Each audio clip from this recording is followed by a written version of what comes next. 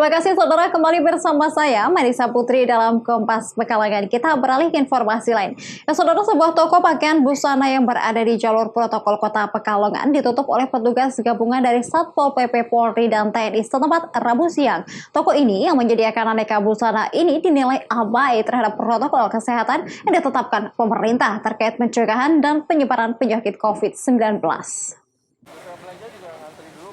Tim gugus tugas percepatan penanganan COVID-19 di Kota Pekalongan mulai bertindak tegas kepada pihak-pihak yang membandel terhadap protokol kesehatan penanganan COVID-19. Setelah sebelumnya hanya memberikan peringatan, kali ini sebuah toko busana yang sehari-harinya ramai didatangi pengunjung ditutup dan dilarang buka dalam waktu tertentu. Petugas gabungan yang terdiri dari Satpol PP, TNI, dan Polri menjegal pintu toko yang terletak di Jalan Dr. Cipto ini, menutup toko dengan spanduk besar yang berisi pemberitahuan penutupan toko tersebut. Pasalnya sebelum petugas datang mengelola toko sudah menutup tokonya terlebih dahulu. Pihak pengelola toko mengaku sebelumnya menerima teguran dari Pemkot setempat dan sudah berusaha melaksanakan seluruh isi teguran itu. Di antaranya dengan meminta pengunjung menjaga jarak dan lain-lainnya. Nanti akan kita langsung koordinasikan sama dinas terkait. Insya Allah besok sih langsung kita insya Allah akan berikan terutama solusi untuk sebenarnya ada peringatan atau pemberitahuan? Dulu ya sempat ada gitu loh, cuma waktu itu memang kita sudah dari arahan sudah mengikuti, dari bapak-bapaknya juga sudah mengikuti. Memang ini ada surat, jadi mau nggak mau ya harus kita ikuti.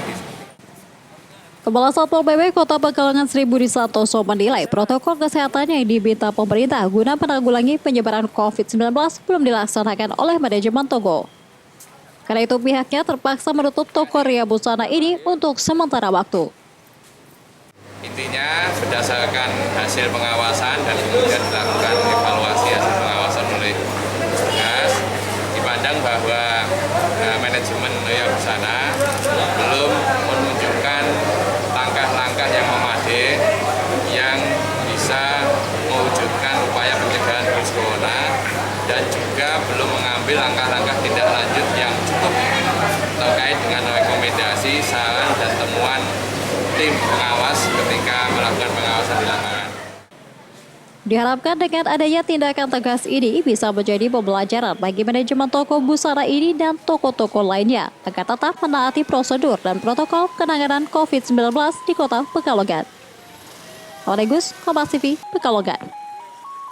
Ya, pelaku pencurian dengan kekerasan disertai dengan pembunuhan seorang gadis warga desa Dongos, Kecamatan Kedung, Jepara tertangkap bersama barang bukti sepeda motor dan telepon genggam milik korban.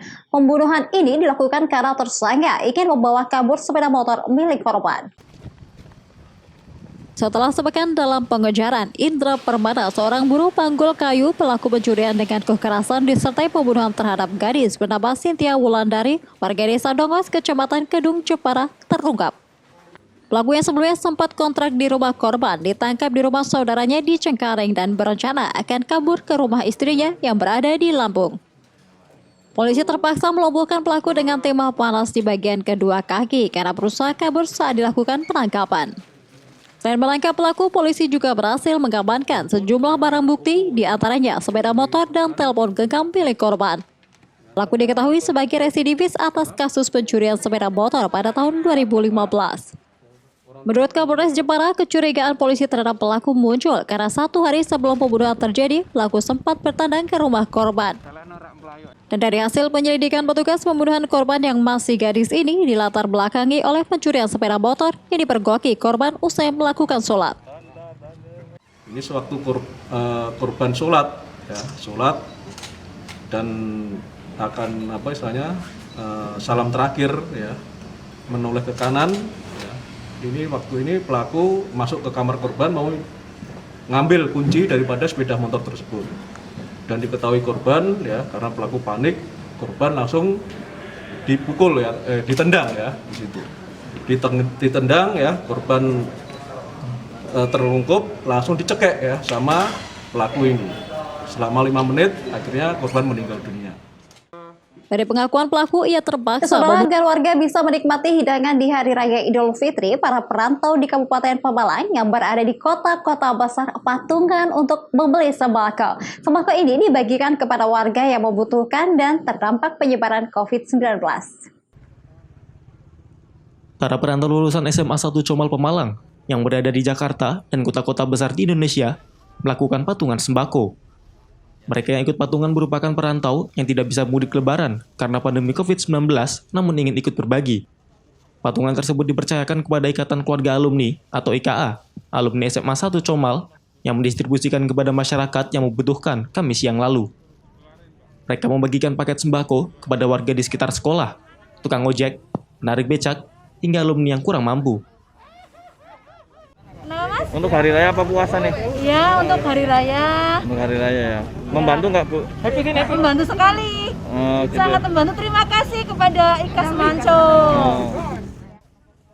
Sementara panitia dari IKA SMA 1 Comal mengaku total sudah ada 1.200 paket sembako yang dibagikan kepada masyarakat terdampak COVID-19.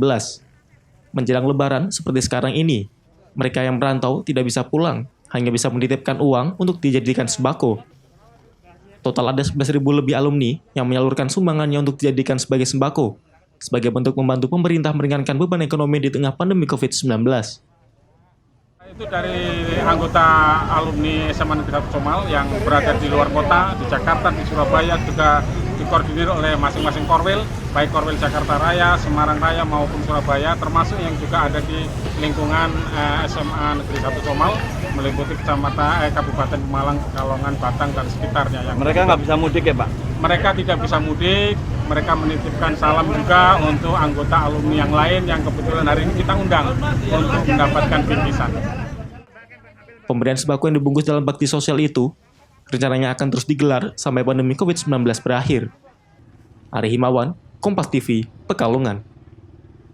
Ya saudara, sholat jamaah kreatif antar warga diberi pembatas plastik. Informasinya sejenak berikut ini.